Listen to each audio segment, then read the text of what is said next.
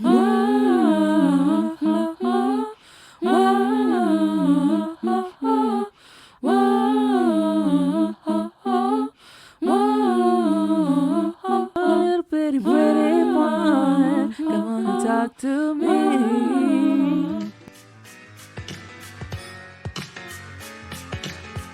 Welcome to Sup Media Reviews, the podcast that never needs spoiler alerts because it takes you back in time to relive the nostalgia of classic TV shows and films that you've probably already seen. I'm your host, Kiara, and each week I'll dive into the archives to bring you my take on movies and TV shows from at least 20 years ago. From cult classics to forgotten gems, I'll review them all and give my honest opinion on their impact and whether or not they still hold up today. Join me as we revisit the iconic characters, memorable moments, and timeless themes that made these shows and films so special. So take a break from adulting and get ready for a trip down memory lane with Sup Media Reviews. What's up, home slices? Thanks so much for tuning in to Sup Media Reviews. I'm Kiara, and I am super stoked to review the amazing 1996 film adaptation of the Roald Dahl story, Matilda. The movie features Mara Wilson as Matilda, Danny DeVito and Rhea Perlman as Matilda's parents, M. Beth Davids as Miss Honey, and Pam Ferris as the diabolical Miss Trunchbull. I find it amazing that this movie is somehow able to poke fun at child abuse in a way that doesn't even make us think twice about enjoying it. Here are some fun facts about the movie. Pam Ferris, the actor who portrayed Miss Trunchbull, would often stay in character when the director called cut in an attempt to scare the children on set so that their fear of her would be genuine when the camera was rolling. That's a lot of dedication and is very much in line with the spirit of this film. Danny DeVito and Rhea Perlman, the actors who play Matilda's parents, are married in real life and have been since 1982. Why did I not know that? I didn't even know Danny DeVito was married. What the heck? I was shocked to find out this nugget, okay? I was like, dang, I did not know that. I know this is only my second episode of Sup Media Reviews, and I've already reviewed 2 movies with Danny DeVito in it. That was not on purpose, okay? Come to find out, Danny DeVito actually directed this movie too. The reason Matilda came to my mind recently is that I started using the Calm app to fall asleep at night, and one of the sleep stories is based around Matilda, and I was like, oh, I love that movie. This is literally one of my favorite childhood movies. Not only do we have a special little girl who's super smart and has telekinetic powers, but she outwits the ridiculous and unkind adults in her life and finds somebody to love her for real, for real. What is not to love about this story? I've seen this movie so many times as a child, but prior to watching it for my review, I hadn't seen it all the way through in years. So if you want to check it out, you can find it on HBO Max as of the date of this recording. I'm excited to share my adult perspective on this kid's movie, so let's chat. So in the beginning of this movie, we meet Harry and Zinnia Wormwood, Matilda's awful parents, and we see that she has an older brother. Her dad is an immoral used car salesman, and her mother is a stay-at-home mom that does not stay at home. Right away, we see that Matilda's parents are cheap and careless and neglectful. They don't seem to want her, they don't strap her in her car seat, and they don't seem to really notice her as they go about their daily lives. Danny DeVito is also narrating the story, which is a little weird because he's also playing Matilda's horrible father. It's kind of strange hearing Matilda's horrible father tell a neutral story when his face is literally in this movie abusing the little girl and neglecting her. I just find that very strange. Matilda, we find, is an extraordinary child. She learns to write her name as an infant. She learns to take care of herself and develops her own sense of fashion with her little red ribbon that she ties around her hair. And she grows up without the love and guidance of the parental unit, but she actually is kind of doing okay, even without their love and attention. Matilda gets left home alone when she's pretty small, but she's learned how to make her own breakfast, which looks like very delicious and fluffy pancakes. And this is one of my favorite scenes as a child, because when you're a child, for whatever reason, you feel really eager to do things that adults do. But then when you reach that age, you realize these things are a hassle. I enjoy pancakes, but making pancakes is like, even if you do the instant mix, it is annoying. Like, you're creating a bunch of dishes and you got to make sure the pancakes don't get too burnt. You got to make sure they're not too light. And make sure you have syrup before you start making the pancakes. And then you can't just eat pancakes. You got to have like bacon or sausage and eggs. It's just a lot. Okay. So when I was a young child watching this movie, I was like, oh, she's 4 and she gets to make pancakes. Like, why can't I use a hot stove as a 4-year-old? But I guess this just reinforces how badly Matilda has had to learn to take care of herself as a child, because she engages in very dangerous activity and could probably burn the house down if she wasn't so smart. Matilda's learned to be self-reliant and is an avid reader and basically has to find the library on her own.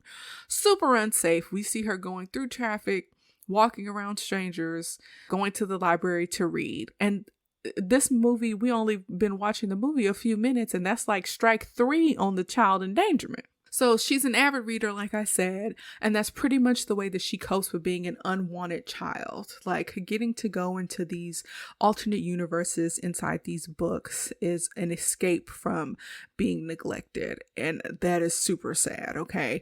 I was an avid reader as a child, and I want to get back to being an avid reader, but I feel like ain't nobody got time for that a little bit. So I know that Audible exists, but I have such a short attention span that I don't know if I could make it through a book all the way through. I actually feel kind of nervous about that. So if I read a book, I'm going to have to actually concentrate and read the book. And it's like, I don't know if I have time for that. So Matilda figures out that bad people deserve to be punished from her father, okay? And so she starts doing some shenanigans to her neglectful parents, like mixing chemicals together in their personal hygiene products, which unfortunately bleaches her father's hair. And we find out that the FBI is watching the family because Shady Harry is buying stolen car parts and reselling them. He's doing stuff like rolling back odometers, and he's literally gluing cars together to sell for like way above market price.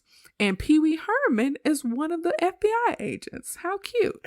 So Matilda confronts her dad for being a crook when he takes her and her brother to work, and he talks down to her. So she pulls another shenanigan and glues his hat on his head and basically embarrasses the whole family at a nice restaurant while Zinnia tries to get the hat off of Harry's head.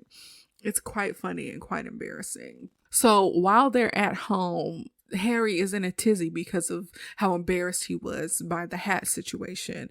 And he's basically putting his foot down around the house, like, our family needs to listen to me, X, Y, and Z.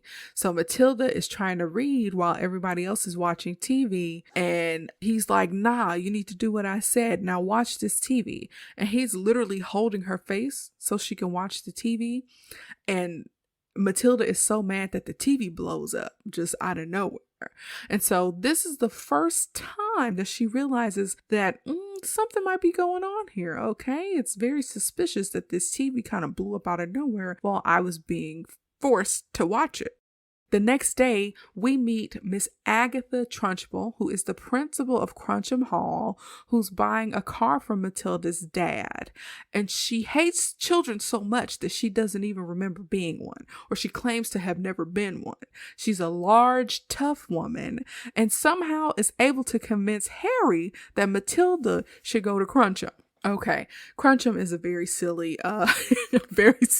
school name, but it's cute. Okay, so Matilda gets to go to school for the first time. Mind you, Matilda is already 6.5 and has lobbied to be put in school because it's time for her to be in school, even though her parents don't even know her age. They thought that she was still 4. And so she's excited because she's read books about school. She has this preconceived notion about what school is. And unfortunately, she is immediately frightened on her first day of school because of the state of Cruncham Hall. Okay, it's a dreary looking school and it's ruled by a very large and mean Mrs. Trunchbull. But on her first day, she finds the cutest little black friend with the froggiest voice named Lavender. Lavender is so cute, and she wears glasses that make her eyes look big, and she has like this deep froggy voice. She just is so cute. She's just super cute. She's one of my favorite kids in this movie. She also finds another very tall girl named Hortensia. And so Lavender and Hortensia give Matilda the lowdown on how crazy the principal is. And they start telling her stories about things that she's done to other children, like throwing kids out of windows, and how she has an Olympic background in shot put, javelin, and hammer throw, which is so funny to me. They mentioned this a bunch of times in the movie about like the specific sports that she's played in the Olympics. I don't know why that's so funny to me. But she also has a torture chamber, an infamous torture chamber called the Chokey. It's like this super tiny room that has like a busted pipe in it with nails and glass on the walls where she places misbehaving kids. And so there's a point where she is just going through and torturing kids in this opening scene. And this lady throws a child over a fence by her pigtails for having pigtails. What kind of world is this? What kind of world is this when children get this level of abuse and nobody says anything? I understand it's a movie and it's a story and it's exaggerated, but this is a lot, okay? And it gets worse, okay? So the main conflict of this story is that Matilda is a neglected, vengeful, and gifted child who is oppressed by the nasty adults in her life and is looking for a way out. And because she's smart, you know she can find one, okay? So fortunately, Miss Honey is a lovely teacher. She's Matilda and Lavender's teacher who almost instantly recognizes how smart Matilda is. And she even gives Harry a piece of her mind when she makes a home visit. She's like, Matilda is super gifted. Like, we need to be taking advantage of this. She needs to be, advancing. She needs to be doing X, Y, and Z. And her parents are like, she don't need college, and what does a lady need to learn for? Basically, they insult her and she leaves. But since it's like the first time since the librarian at the library that we've seen somebody be nice to Matilda. So the next day at school, an assembly gets called because Bruce Bogtrotter, this very chunky, pasty white kid with freckles, gets accused of eating a piece of Mrs. Trunchbull's special chocolate cake. So she's about to make an example out of him, and she makes him eat the largest piece of chocolate cake that I have ever seen. And the rest of the kids are so traumatized that they're suspicious that the cake has poison in it. Dang. They're like, she finna kill him. That's how traumatized they are. So I don't really care for chocolate cake all that much. But when I tell y'all that cake looked amazing and moist, and I don't like to use the word moist, but that cake looked fantastic. And there's a layer in the cake that is a brighter or a lighter shade of brown that might be peanut butter. Are you kidding me? Y'all, that cake looks so good. Jesus. Is there a recipe online for that cake? I might make that. That cake looked delicious, y'all. And like I said, I don't even mess with chocolate cake like that. So I've actually been on a diet lately and I'm doing pretty well. I'm down 16 pounds and I miss pastries the most. So me talking about this cake is just like almost tasting it. Okay. So don't mind me. But Bruce finishes this huge slice of cake like a savage. Okay. And there's icing and crumbs everywhere. And then the nastiest half-dead lunch lady named Cookie brings out the rest of this giant cake for Bruce to eat. This lunch lady looked nasty, okay? Like she's not good on the food preparation hygiene and protocols. But that cake looked amazing. Huge cake, super large cake, like as large as a sheet cake, but circular. So look, Bruce is supposed to eat the rest of the cake, and the kids are just watching him scarf down this cake. There is icing freaking everywhere. And there's a little time lapse, and I'm like, how long is this assembly? How long is the whole school going to sit back and watch this kid scarf down an entire chocolate cake? And most kids would be like jealous, like, oh, I get to eat chocolate cake in front of the whole school. But these kids are like, this kid is finna barf. Like, this is torture, even though it's chocolate cake. And, you know, we love you like a fat kid love cake. We know Bruce loved cake. We know Bruce stole that piece of cake. But this is too much. The kids are like, okay, this has gone too far. There's, you know, we all know you're not supposed to have too much cake. So Matilda, being Matilda, she decides to start encouraging Bruce. Bruce, reclaim your power, okay? And so they start shouting his name, Bruce, Bruce, Bruce, Bruce. And so Bruce is like, okay, I'm finna get my second wind. And the whole time I'm like, where in the world are the other teachers right now? I don't remember seeing any of the other teachers in this assembly, but Bruce has been sitting here eating this cake for what I'm going to assume is like 30 minutes. Are the teachers so eager to get a break from the children that they do not care that there is a child abuse show going on right now in the school assembly? What the heck are these teachers doing? I understand Miss Trunchbull is quite scary, particularly to Miss Honey because of their personal history, which we learn about later. But the other teachers in the school, are they so traumatized as well that they don't stand up to Miss Trunchbull? Apparently they are, and they are quite absent from this movie. Bruce gets his encouragement from the students shouting his name. He gets his second win, and he finishes the cake because we know that a win for Bruce is a win for every child in that assembly, okay? Miss Trunchbull tried to teach him a lesson by making him eat that chocolate cake. And you know what? She lost because Bruce ate it. It's a major victory, okay? Go ahead, Bruce. And then everybody is in the room shouting because they're like, we are victorious, okay? And then she takes the glass cake platter and breaks it over Bruce's head. Y'all, what the heck? What kind of movie is this? This is literal child abuse. It's one thing for it to be in theory or to say like, Matilda's parents are neglectful. They didn't really pay attention to her. They don't know how old she is. Whatever. It's a different thing to see somebody break a glass platter, a huge glass platter, one of the biggest glass platters I've ever seen. Break it over a child's head after you made him eat a whole chocolate cake. What the heck? Because of the way the children acted in the assembly, the whole school has to stay after school for 5 hours to write stuff from the dictionary. Literally, like, what kind of institution is this? What kind of place is this?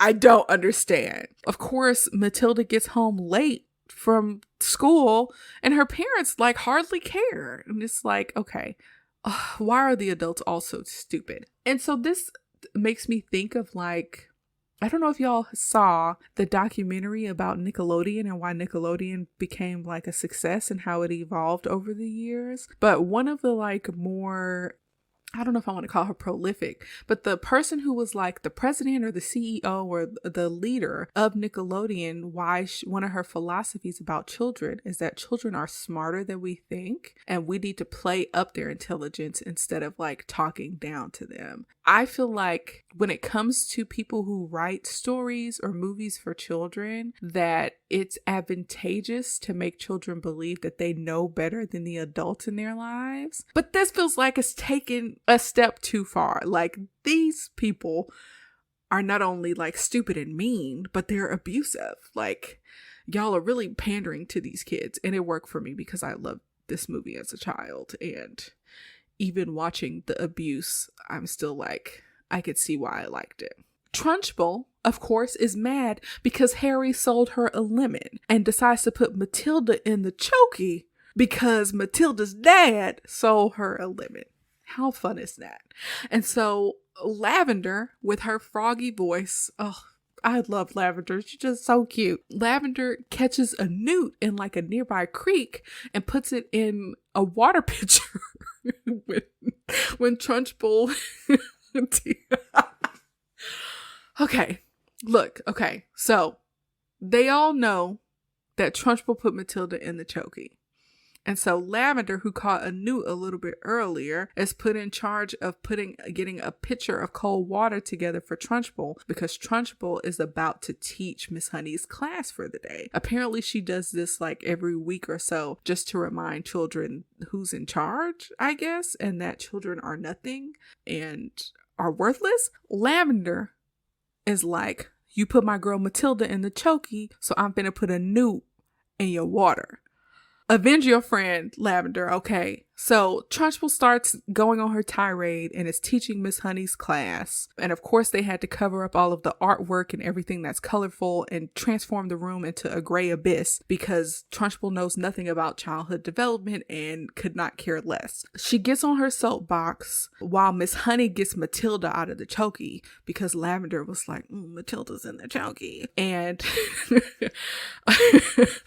and while this is going on, Trunchbull drinks the newt water. And the kids laugh at her because they see that the newt is in her water, and she starts freaking out because it's a freaking newt, right? So the kid starts laughing at her. She starts freaking out because the newt starts crawling on her. And I would too. Let me tell y'all something. Little reptiles and little rodents and whatnot, I don't play with those things. Those would freak me out too. But the point was that the children were laughing at her being in a vulnerable moment and not seeing her as like the power person or the power authority that she is.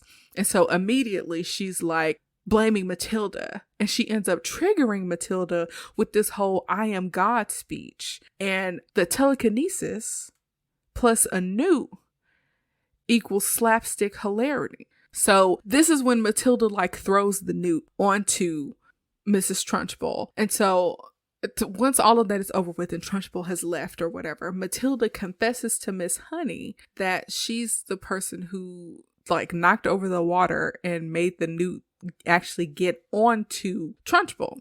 Miss Honey is basically saying, oh, I wish you had those types of abilities or whatever.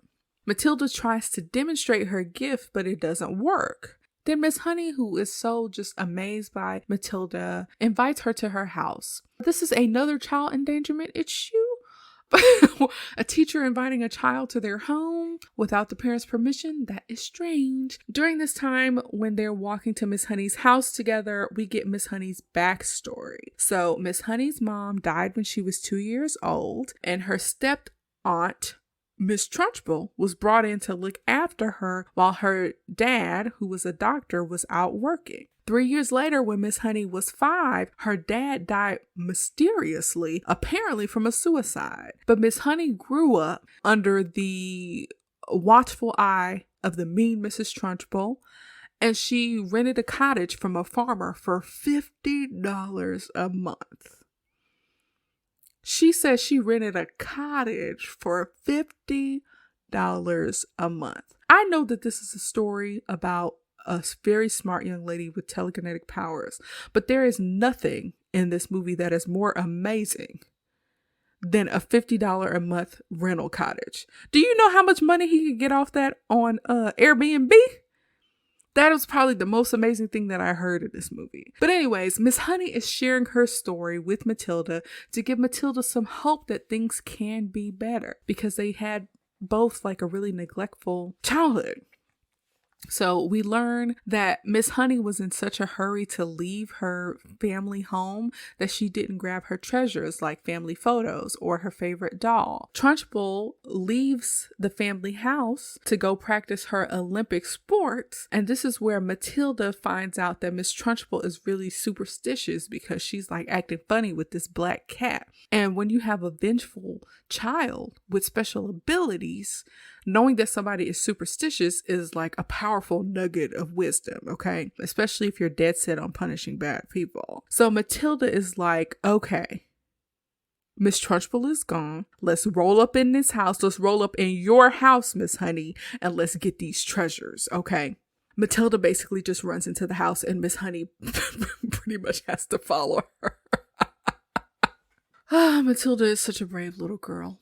Unfortunately, the lemon that Harry sold Miss Trunchbull breaks down, and she has to return to the house right away by basically pushing the car down the road. So Matilda is just bigging Miss Honey's head up. She's like, get a chocolate from the forbidden chocolate chest, okay? Get your doll. Come on, your dad didn't commit suicide. We finna roll up in here and get your treasures, okay? And so, in the most exhilarating scene in the movie, Trunchbull figures out that somebody is in the house and starts searching for Matilda and Miss Honey. They try distracting her with noises, and she is literally destroying this house trying to find them. Jumping from the first story down to the second story, destroying a chandelier, and just breaking glasses and throwing her javelin in the wall. Like, you can tell that she has not really cared for this house that she got illegitimately. And things are just piled up everywhere. It's low-key like probably year 2 or 3 into a light hoarding situation, which just makes the offense just all the more sucky. Like, not only did you take my father's house from me, but you're not caring for it in the way that you should. You horrible villain. During this chase scene or whatever, Pam Ferris is doing a fantastic job of being evil and sinister in like this really childish, campy way. I could see where she would be super frightening to a child. I was probably afraid of her as a kid. Miss Honey and Matilda barely escape from the house, but Matilda's little vengeful brain starts working, okay? Matilda realizes that the key to her telekinetic powers is being angry. And so she starts practicing to hone it. And even though she promises Miss Honey that she won't go back in the house, she has some thoughts and ideas about how to get Miss Honey her treasure. There's a point in the story where the FBI start trying to search through Matilda's house. And even though Matilda knows that her dad is crooked and that he probably deserves to go to jail, she uses her telekinetic powers to trick the FBI into leaving the house and destroys the evidence that they have against her father. So Matilda really does love her parents, even though they are super sucky. I thought this was like a really nice juxtaposition to the fact that she bleached her father's hair and glued a hat to his head. It was actually really nice to see her do something a little pleasant for him, even though he obviously does not deserve it. There's a point in the story where Matilda is like, I'm finna get out here. I'm finna reclaim these treasures, okay? I'm finna get these reparations for Miss Honey. So she uses her telekinetic powers on her brother to shove a carrot in his face right before she leaves the house. And she doesn't even have to sneak out. Her parents are so oblivious or don't care about her that they just let this little girl walk out the house to go reclaim those treasures for Miss Honey. So we are at Miss Honey's house, which Miss Trunchbull is squatting in, basically. And Miss Trunchbull eats a chocolate with the paper still on it. And I was like, this is probably the most disturbing part of the movie. I have this thing about like, when I see people eat paper or put paper in their mouths, that I almost retch. Like, for whatever reason, seeing somebody put a piece of, even thinking about somebody putting a piece of paper in their mouth and chewing it is actually causing this very visceral reaction. So I have to stop talking about it. But it was very disturbing, very disturbing to me. So Matilda perches herself on the detached garage and uses that as a perch to get her situated to use her telekinetic powers to get Miss Honey's doll and a couple of chocolates, but not before she does a few more shenanigans to make Trunchbull think that she's actually being haunted by Magnus, who is Miss Honey's father and Miss Trunchbull's stepbrother-in-law, I guess. And so she's basically using her superstition against her. I feel like this scene shows that Matilda is a little bit of a villain. She's like a villain who has a sense of morality, even if she has to become the karma herself. So unfortunately for Matilda, she unknowingly leaves her signature hair ribbon behind, which is a key piece of evidence, and lets Miss Trunchbull know that something's afoot. So Matilda goes to school the next day and gives the doll to Miss Honey And Matilda's little crazy mind starts formulating a plan while Miss Honey is trying to figure out how can we get this doll back in the house before Miss Trunchbull knows what's up.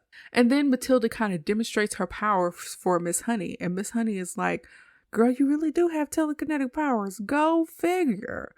And so Miss Trunchbull comes into the classroom like a bull in a china shop to teach the kids a lesson, okay? And in the final big scene, old girl starts interrogating the Lilliputians, which is what she calls them. That is a hilarious thing to call children. That is so funny.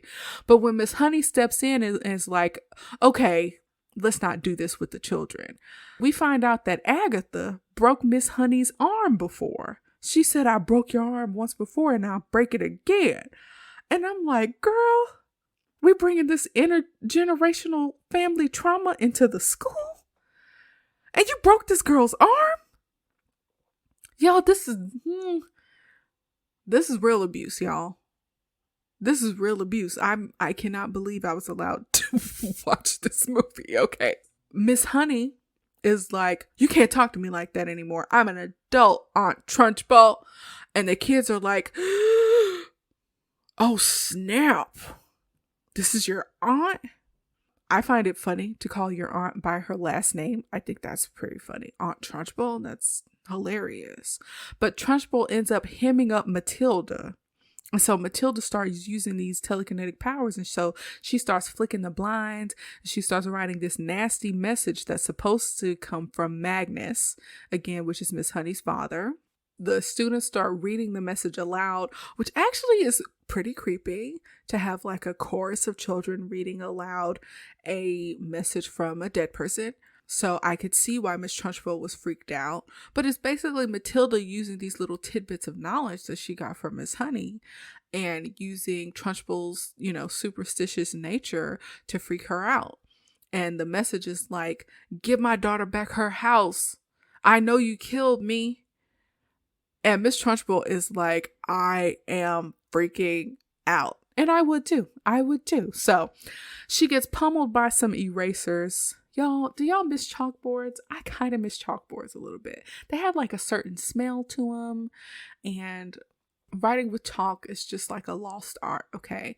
When I was in middle school, we started transitioning from chalkboards to dry erase boards. And then when I started working for a school a few years back, they have smart boards now, not even dry erase. And it's like, dang, times have changed. Miss Trunchbull gets knocked out. And when she wakes up, she tries to throw a kid out of the class. But then Matilda starts doing like some aerial tricks with the kid using her telekinesis. And she uses him to knock the crap out of Trunchbull. This boy pushed Miss Trunchbull onto a globe. He pushed the mess out of her. He was not happy. Okay, he was not happy with her. So she gets spun around on the globe based on Miss Honey's suggestion, which I thought was pretty funny. Miss Trunchbull gets beat up some more or whatever, and she ends up going after little Lavender, but Matilda gave Lavender some hops and allowed her to hop over Mrs. Trunchbull. And so Trunchbull fell outside of the classroom, and the other students come out of their classes to see what's going on. And so Matilda starts throwing all the kids' lunches at Miss Trunchbull, and then all the kids from the other classes start throwing their lunches too. They're like, look, we've taken enough of your abuse. We're going to take advantage of this opportunity, okay? So now the whole school is throwing their lunches at her. Bruce shoves some cake into... Bruce, the little chubby kid with the chocolate cake, shoves some cake into Miss Trunchbull's face. That was so funny. A fantastic callback as she's exiting the school. And she leaves the school in her jalopy, okay? And they never saw her again. So Miss Honey gets her house back. She spruces it up back to its original glory. It's actually a very beautiful house, okay? And Matilda is hanging out at Miss Honey's house when Harry and Zinnia, Matilda's parents, come by to get her because they're skipping town. They're finna go to a place that has no extradition because those boat salesmen actually did turn out to be FBI agents, and the FBI is on their behinds. And miraculously, they remembered that they had a daughter long enough to go and pick her up before they skipped town. And I was like, Y'all are always forgetting about Matilda. What makes you what makes you remember her at this moment, okay? Matilda is like, I don't want to leave. I want to stay here. Matilda says, I got the adoption papers in my bag and I've had them ever since I learned how to use a copy machine, okay? And in this movie, hearing Matilda talk bad to her parents is actually quite funny. Matilda don't suffer no fools, okay? Her neglectful parents do, according to the narrator, the only nice thing that they've ever done for her and sign their child over to a teacher. Now, I know the narrator is like, this is the first thing that they've done nice for Matilda, whatever. And I'm like, okay, taking papers out of a, first or second grader's backpack and signing over your rights to a person who has known your child for maybe a year. That's nice. What does nice mean in this weird abusive universe? I mean, of course, Matilda don't want to go with them and move to a different country in X, Y, and Z. She would be freaking miserable, right? But it's like your parents signing over their rights is nice. I mean, it ended up working out, but do y'all get what I'm saying? That I feel like that's weird. That's strange to phrase it in that way. I'm just trying to figure out how it's the nice and most neglectful thing that they've done at the same time. Miss Honey becomes the principal of Crunchum Hall, and the school is just so successful that they end up having to add an upper school for older students because the kids never wanted to leave. I'm like, how sweet is that? Miss Honey has the sweetest name. She just has the sweetest little face. And, the lady who plays Miss Honey, her name is Beth Davids, but I get her confused with Sarah Paulson sometimes. I hope y'all know who I'm talking about. Miss Honey ends up raising Matilda like her own daughter, and they have a fantastic time. They're a happy family. They're doing shenanigans together, and Matilda does not have to worry about neglectful parents or her silly brother ever again. And because her life is so good, she didn't even have to use her powers anymore. And I'm like, how neat is that, okay? She improved something in her life, and now she doesn't even need to use her powers. If it was me, I would use my powers for everything, okay? I wouldn't get up. I would bring everything to me. But I think it's very noble of her to not use her powers now that her life is better. I feel like we can all learn a lesson from that. So what a ride. What a story, you all. Here are some of my final thoughts. If Miss Honey did not adopt Matilda, Matilda would have turned into Carrie from the Stephen King novel. Look, I feel like this movie is definitely worth a rewatch as an adult, if only for you to really witness and see how abusive and neglectful these adults were and how we really glazed over that as children. And the fact that our parents let us watch this movie means they glazed over it too. Okay. But I actually really enjoy rewatching it and catching things that I didn't see before. So if you have like a little kid that's a niece or nephew, you could check it out with them and maybe use the movie to start a conversation about identifying bad adults and who they can go to with any concerns about like abuse or neglect, I think that this movie mostly holds up, but the level of abuse and neglect was, like I said, way worse than I remember. For 3 years, I worked at a school for 6th through 12th graders, and all the adults who worked there, of course, had to be mandated reporters. So I had to go through a number of trainings about identifying abuse and neglect in children. And so I think that makes me extra sensitive to some of the stuff that's happening in this movie. So I'll just layer that on top of everything that I said throughout this movie. The geniuses over at Rotten Tomatoes actually surprised me. The official critics rated the movie 91%, while the regular folks rated the movie 73%. That's kind of surprising to me because I find that critics typically hate stuff. So overall, I still really enjoyed this movie. And again, Lavender, next to Matilda, is like my favorite character in this movie. I don't know why I love her so much. That little raspy voice is so freaking cute. And I don't know how many of you all know the YouTuber named Bondi Blue, but I feel like when Lavender grew up, she would grow up to look like Bondi Blue. So maybe take a look and see if you agree. This is such a good movie, and it's based on a good book by a good author, and there's really no way you can go wrong with this movie. Thanks so much for listening to my review of Matilda. In the next episode, we'll be talking about The Fresh Prince with a special guest. Peace out. Thanks for listening to Sub Media Reviews. I hope you enjoyed our trip down memory lane just as much as I did. If you have any suggestions for movies or TV shows you'd like me to review next, or if you just want to share your thoughts on today's episode, you can find us on Instagram, Facebook, YouTube, and Pinterest at Sub Media Reviews, and on submediareviews.com. Don't forget to subscribe to the podcast so you never miss an episode. And if you have a moment, please leave a review on your favorite podcast platform. Your feedback helps me improve the show and spread the word to new listeners. So until next time, peace out, home slices.